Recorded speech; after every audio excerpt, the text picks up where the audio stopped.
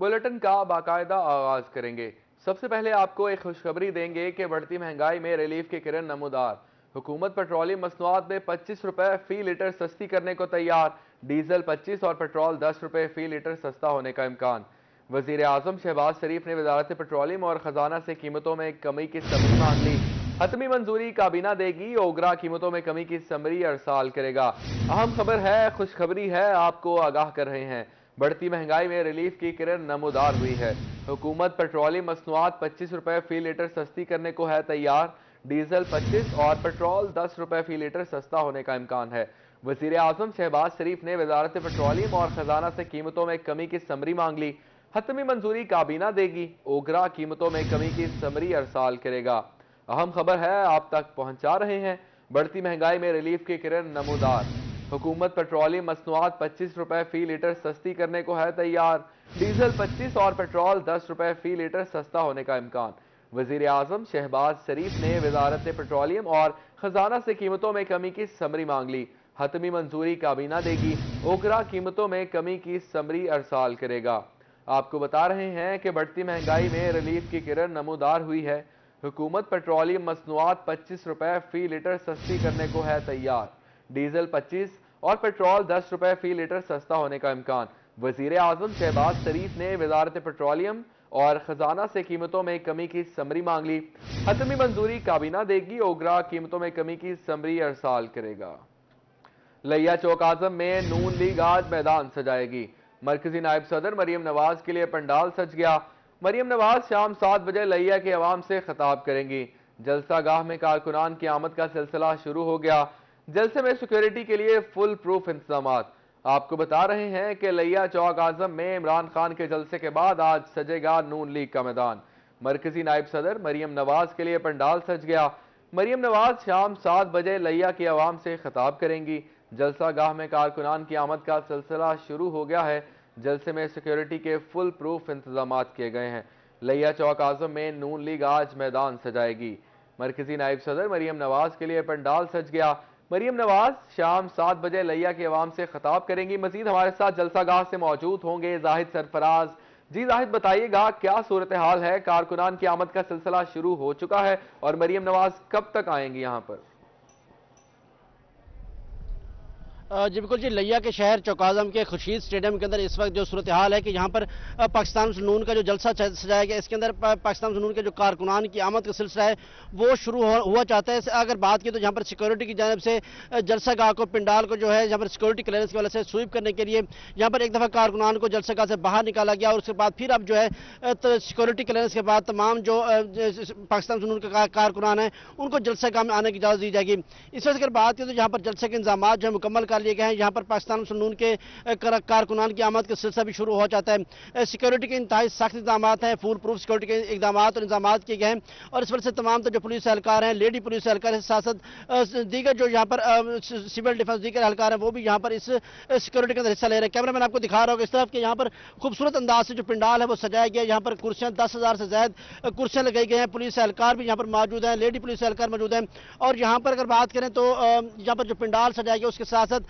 80 foot लंबा और 40 foot जो चौड़ा इस वक्त स्टेज है वो भी सजाया गया, जहां पर पाकिस्तान सुनून के जो मरकजी रहनुमा हैं, मरकजी नायब सदर हैं मरियम नवाज शरीफ, उसके साथ साथ दीगर जो सूबाई और मरकजी क़यादत है वो स्टेज पर मौजूद होगी और मकामी जो क़यादत है उसके लिए भी यहाँ पर कुर्सियां लगाई गई हैं। बताया जा रहा है तकरीबन 200 से 300 अफराद जो उसके बैठने के लिए गुंजाइश है। इसके साथ अगर बात करें तो पाकिस्तान सुनून की जो मरकजी नायब सदर है मरियम नवाज शरीफ वो बरास्ता शोर कोट से फिर झांग से होते हुए फिर जहाँ पर चौबारा पहुंचेगी। चौबारा एंट्री के साथ ही उनका लिया का जो विजिट है जब शुरू होगा तो वहां पर पाकिस्तान सुनून के जो कारकुनान हैं, ओहदेदारान हैं, वो वहां पर मौजूद होंगे और मरियम नवाज शरीफ का शानदार और पुरतपाक इस्तकबाल किया जाएगा। उसके बाद फिर चौबारा से होते हुए मुख्तलिफ जो छोटे बड़े स्टेशन आते हैं जिनमें रफीकाबाद, टरकोट और दीगर जो स्टेशन है वहां पर भी मरियम नवाज शरीफ का भरपूर और शानदार इस्तकबाल किया जाएगा।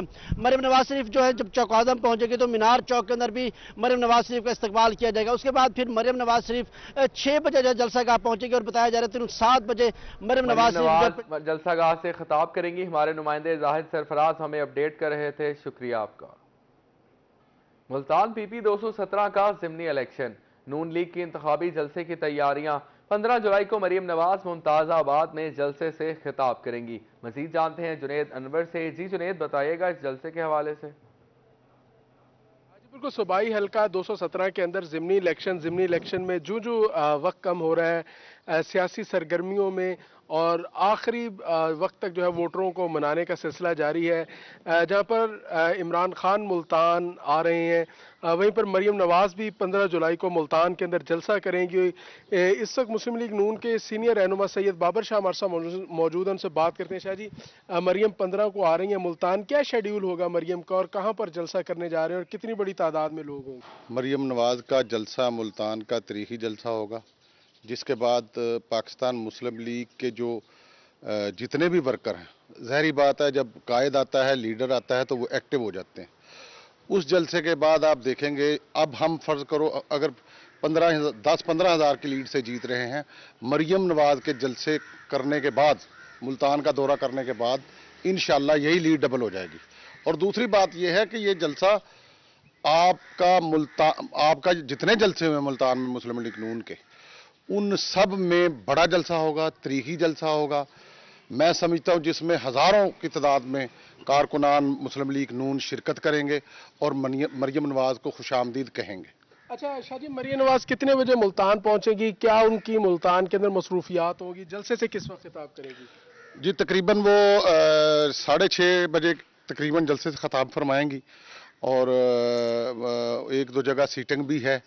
जैसे मुझे लगता है कि सलेमान नईम के जो आफज़ा डेरा है वहाँ भी वो जाएंगी, वहाँ भी जो लोग हैं चीदा चीदा कायदीन हैं उनसे वो मशावरत भी करेंगी और सूरत हाल लेंगी मुल्तान के बारे में। जी बिल्कुल, सैयद बाबर शाह सीनियर रहनुमा मुस्लिम लीग नून मरीम नवाज के जलसे के बाद से उनका कहना है कि मरीम नवाज के मुल्तान जलसे के बाद उनकी लीड जो है वो डबल होती उन्हें दिखाई दे रही है और मरीम नवाज मुल्तान में जलसे के साथ साथ चीदा चीदा रहनुमाओं से भी मुलाकात करेंगी। जुनेद अनवर अपडेट कर रहे थे, शुक्रिया आपका।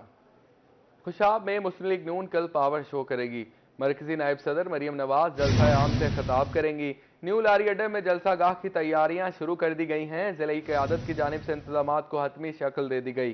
कल का जलसा तारीखी जलसा होगा। रहनुमा नून लीग असद अब्बास संघा का ऐसा कहना था। मरकजी नायब सदर मरीम नवाज जलसा आम से खिताब करेंगी। खुशाब में ये जलसा मुनक्किद किया जा रहा है। न्यू लारी अड्डा में जलसा गाह की तैयारियां शुरू कर दी गई। जिला इंतजामिया की जानिब से इंतजाम को हतमी शक्ल भी दे दी गई है। कल का जलसा तारीखी जलसा होगा। मरकजी नायब सदर मरीम नवाज जलसा आम से खिताब करेंगी। खुशाब मुस्लिम लीग नून कल पावर शो करेगी। मरकजी नायब सदर मरीम नवाज जलसा आम से खिताब करेंगी। न्यू लारी अड्डा में जलसा गाह की तैयारियां शुरू कर दी गई। जिलाई क़यादत की जानिब से इंतजाम को हतमी शक्ल दे दी गई। कल का जलसा तारीखी जलसा होगा। आपको बता रहे हैं कि मरीम नवाज कल पावर शो करेंगी। लिया PP 282 में ज़िमनी इलेक्शन का मैदान। पाकिस्तान राह पार्टी के मौलाना मुआविया का नून लीग की हिमायत का ऐलान। लाला ताहिर रंधावा ने हमेशा सूबाई असम्बली में हमारा साथ दिया। कारकुनान ताहिर रंधावा की कामयाबी के लिए किरदार अदा करेंगे। थल की अवाम कायद के हुक्म पर ताहिर रंधावा के साथ हैं। ताहिर रंधावा ने मुआविया आजम और इनके साथियों का शुक्रिया अदा किया। मेरी जीत PRHP के कारकुनान की जीत होगी। आपको बता रहे हैं कि लिया PP 282 में ज़िमनी इलेक्शन का मैदान। पाकिस्तान राह हक पार्टी के मौलाना मुआविया आजम का नून लीग की हिमायत का ऐलान। लाला ताहिर रंधावा ने हमेशा सूबाई असम्बली में हमारा साथ दिया। मौलाना मुआविया का ये ऐसा कहना था। कारकुनान ताहिर रंधावा की कामयाबी के लिए किरदार अदा करेंगे। थल की अवाम कायद के हुक्म पर ताहिर रंधावा के साथ हैं। पंजाब में ज़िमनी इलेक्शन की दौड़। तहरीक इंसाफ ने ज़िमनी इलेक्शन में जीत के लिए MNA जावेद इकबाल बड़ाइच को PP 202 साहिवाल और MPA आसिफ मजीद को PP 273 अलीपुर के लिए इलेक्शन कोऑर्डिनेटर मुकर्रर कर दिया। मजीद जानते हैं आसिम सदीक से। जी आसिम, बताइएगा।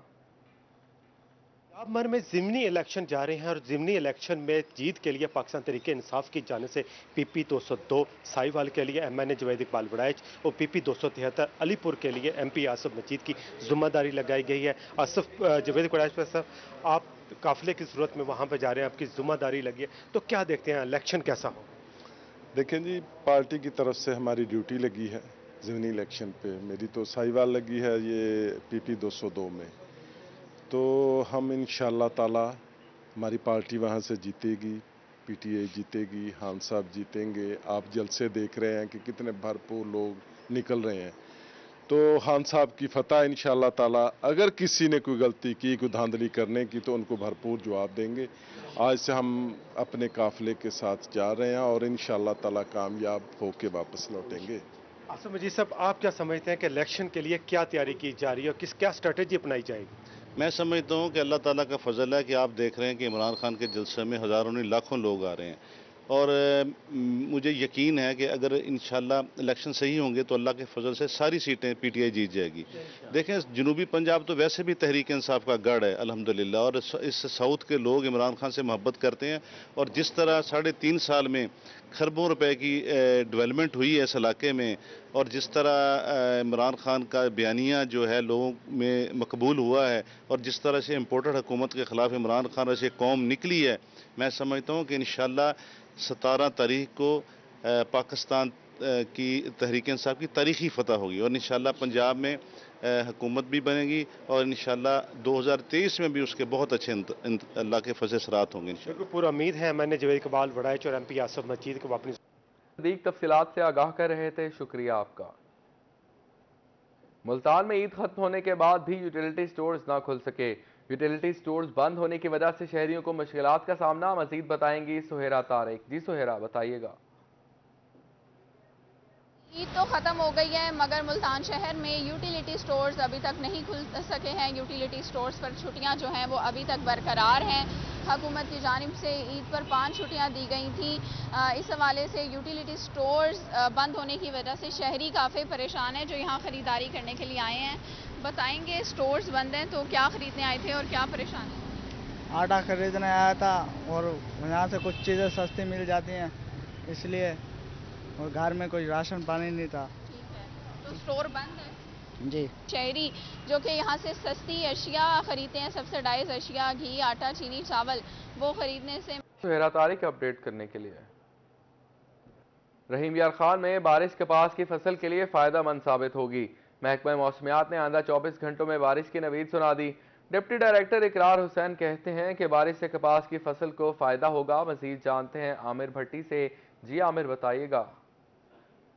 में महकमा मौसमियात ने कल के दिन जो है बारिश की नवीद सुनाई, जिससे रहीम यार खान के शहरियों की खुशी दिनी है कि बारिश से जो गर्मी का एक जोर है वो टूट जाएगा। दूसरी जानिब कपास की फसल जो है इस वक्त अहम मरहले फ्लावरिंग में पहुंच चुकी है। डिप्टी डायरेक्टर एग्रीकल्चर इकरार हुसैन हमारे से मौजूद है, उनसे जानते हैं। सर बताइएगा कि फ्लावरिंग का स्टेज है कपास की फसल का, अगर बारिश होती है तो इससे कपास की फसल को फायदा होगा या नुकसान होगा, इसके लिए आप जिम्मेदारों को क्या मशवरा देंगे? बिस्मिल्लाहिर्रहमानिर्रहीम। हमारे ज़िला रहीम यार खान में जी 4,60,000 एकड़ पे कपास काश्त है। इस वक्त जो है जितनी भी बारिश हुई है वो अल्हम्दुलिल्लाह फसल के लिए बहुत बेहतर है। आगे अगर बारिश होती है तो ज़मींदार भाइयों के लिए ये गुजारिश है ज़मींदार भाइयों से कि वो रोज़ाना की बुनियाद पर कपास का मुआयना करें और अगर 12 घंटे से ज़्यादा पानी खड़ा होता है तो पानी फ़ौरन जो है वो गहरे खेतों में निकाल दें। इसके अलावा रोज़ाना वो पेस्ट काउटिंग करें। अगर पेस्ट का अटैक होता है तो उसको हमारे अमले के साथ महकमा ज़राअत का अमला वहाँ मौजूद होता है, वहाँ से पूछ के बोटेनिकल का स्प्रे कर सकते हैं या अगर ETL से ज़्यादा है तो उसका देख के जो है वो पेस्ट को स्प्रे किया जा सकता है। इसके साथ साथ जब बारिश होती है तो जड़ी बूटी की जो है बढ़ोतरी वो ज़्यादा होती है और जड़ी बूटी ज़्यादा होने के चांसेस होते हैं। तो ज़मींदार भाइयों से रिक्वेस्ट है कि वो गोडी करके या केमिकल तरीके से उसको फौरी कंट्रोल करें ताकि फसल हमारी जो है वो बेहतर हो सके। जी बिल्कुल, जो पिछली बारिशें गुजरी हैं उससे भी फसल को फायदा हुआ है। और आमिर भट्टी अपडेट करने का शुक्रिया। ईद कुर्बान पर भावलपुर साफ सुथरे शहरों में दूसरे नंबर पर रहा। कमिश्नर भावलपुर कहते हैं कि हुकूमत पंजाब की जानिब से थर्ड पार्टी मॉनिटरिंग के बाद भावलपुर को दूसरा नंबर दिया गया। मजीद जानते हैं महमूद जहीर से। जी महमूद, बताइएगा।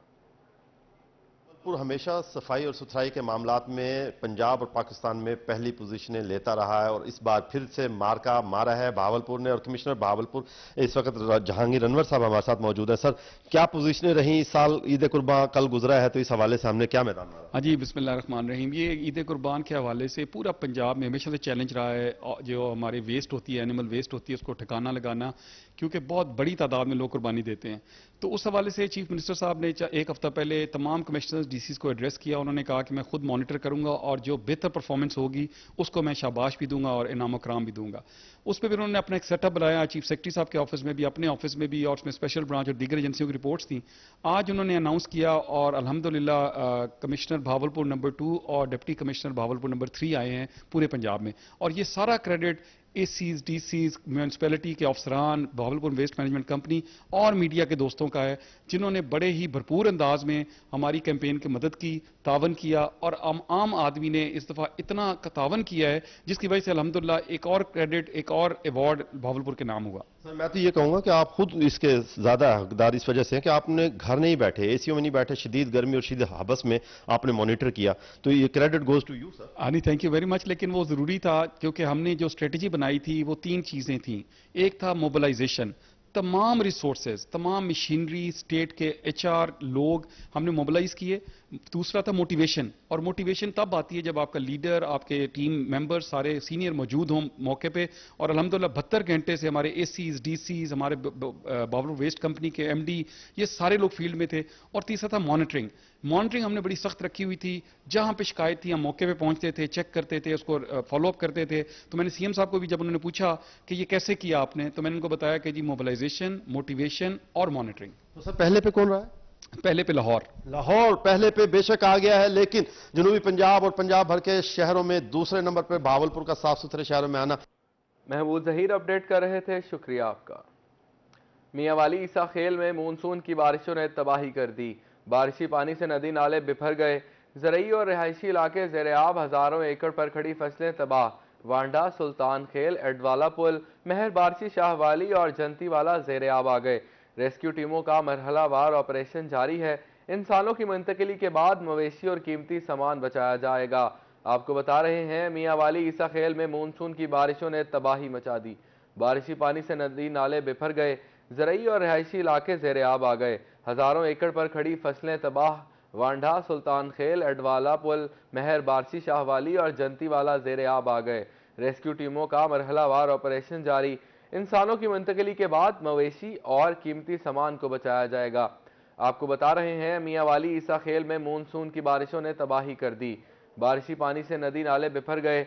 ज़रई और रिहायशी इलाके ज़ेर-ए-आब, हजारों एकड़ पर खड़ी फसलें तबाह हो गईं।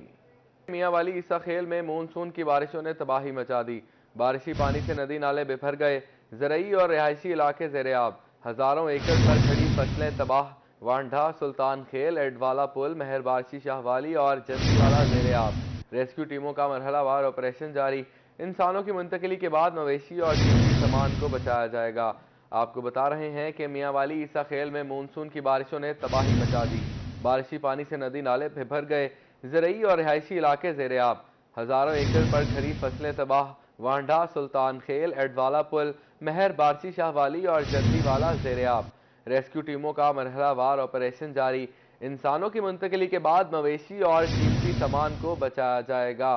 मियांवाली ईसा खेल में मानसून की बारिशों ने तबाही कर दी। बारिशी पानी से नदी नाले बिफर गए। ज़रई और रिहायशी इलाके ज़ेर-ए-आब, हजारों एकड़ पर खड़ी फसलें तबाह। वांडा, सुल्तान खेल, एडवाला पुल, महर बारशी, शाहवाली और जंतीवाला ज़ेर-ए-आब आ गए।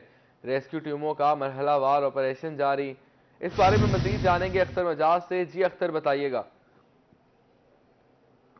ये मानसून की बारिशों का जब भी सीजन शुरू होता है तो पहाड़ों में जमा होने वाला जो पानी है, ये नाला बड़ोच और कमर मुशानी के इलाका जात जो है वहाँ पे, बिलखसूस खटक बेल्ट के इलाका जात जो है वहाँ पे पानी जो है बड़ी तेजी के साथ आता है।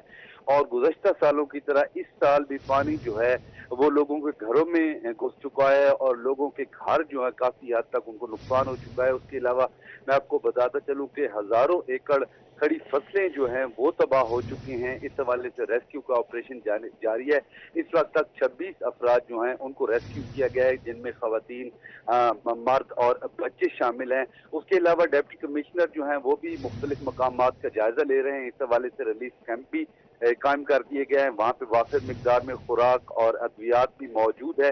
उसके अलावा मैं आपको बताता चलूँ कि अगर मजीद बारिशें होती हैं तो ये मानसून की जो बारिश, रेस्क्यू टीमों ने ऑपरेशन शुरू कर दिया है। अख्तर मजाज अपडेट कर रहे थे, शुक्रिया आपका।